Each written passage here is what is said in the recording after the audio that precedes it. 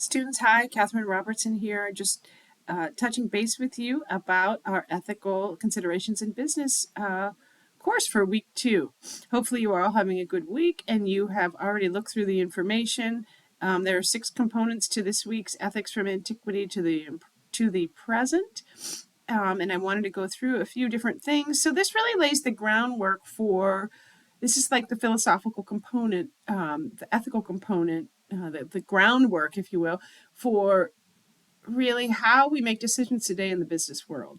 And so there are some things in here. It touches base with Aristotle and early philosophers as to what they felt about ethics, right? Because it's a philosophical treatise that we have come to kind of mold into the business world as well as other worlds. And so this kind of gives you a history. This is kind of our historical chapter, right, if you will, and talking about when they first started to formalize what we consider ethics today, right?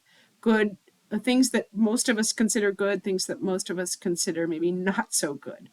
And so, and what would that framework might be and how we might fit our decision-making models into that framework. So when you're looking at this chapter, just start to think about some of your own, we all make small choices throughout the day and throughout the week, throughout our lives. And as humans, we make choices that sometimes we're like, oh, if I had different information, maybe I would have made a different choice, right? And that is really the scientific method in action. So when you're doing those types of things, when you look back and you look at different decisions you've made, and you're like, oh, I wish I would have done this or that.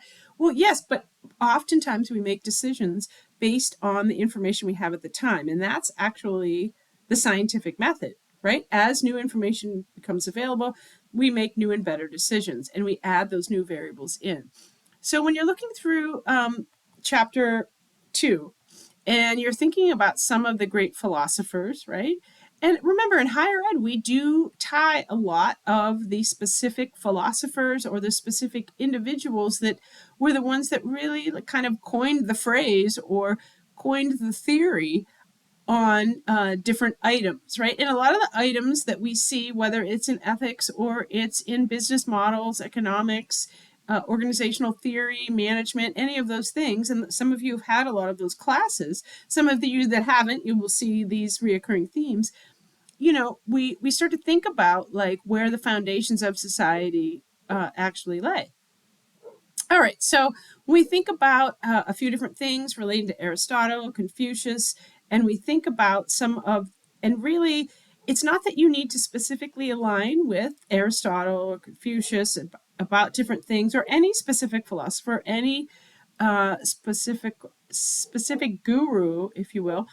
When it comes to a theory, it's more that you take the parts of the theory that you kind of align with and use them in your own decision-making process. Because the goal of higher ed, in my opinion, but in most higher ed folks, their opinion, is that you come up with a good decision-making model and you come to rely on that model.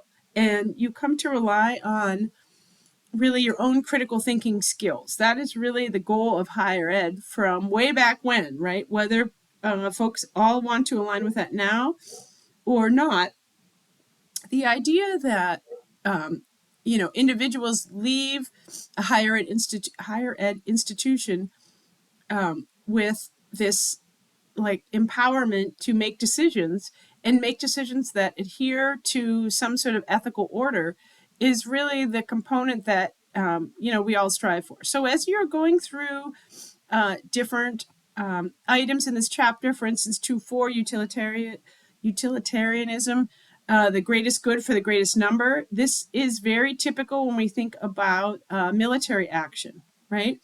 And so there are several things that align here.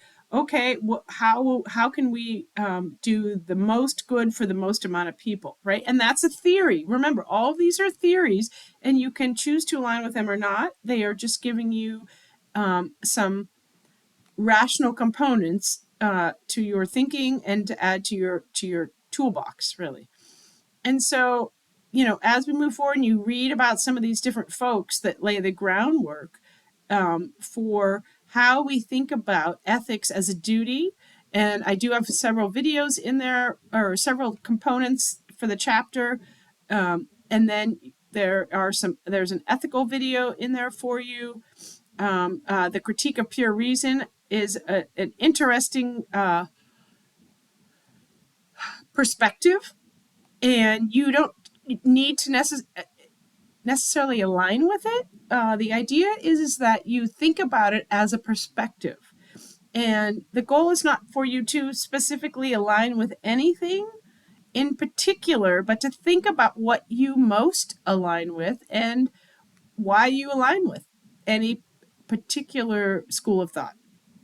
And the idea of justice, right? So that really wasn't until the philosophers kind of got together and started thinking about several hundred years ago that there should be some theory of justice. Like if you do something that is unethical, like commit certain crimes against other folks, should there be some sort of punishment? That's the theory of justice, right?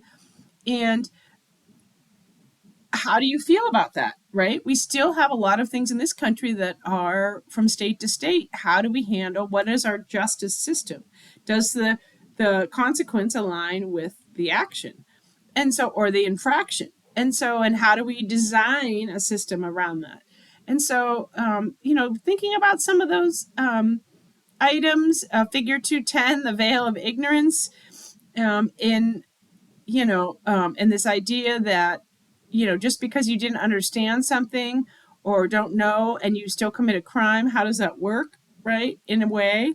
And so as you go through chapter 2, just be thinking about some of the ancient philosophers and what their ideas were that kind of laid the groundwork for higher levels of thinking.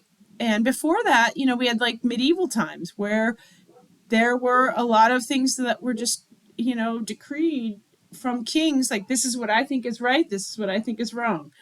And there really wasn't this idea of ethics, really, until we had some of, Aristotle's, Socrates, and then from there on, right, through the 1700s, through the 1800s, through the early part of this century, and now into the 2000s.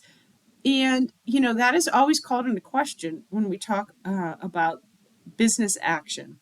And if you've taken Business 101, I know there's a chapter in there that we talk about ethics, and we talk about, is it even possible for businesses in a capitalistic society or a capitalistic economy to operate from an ethical standpoint or ethical foundation?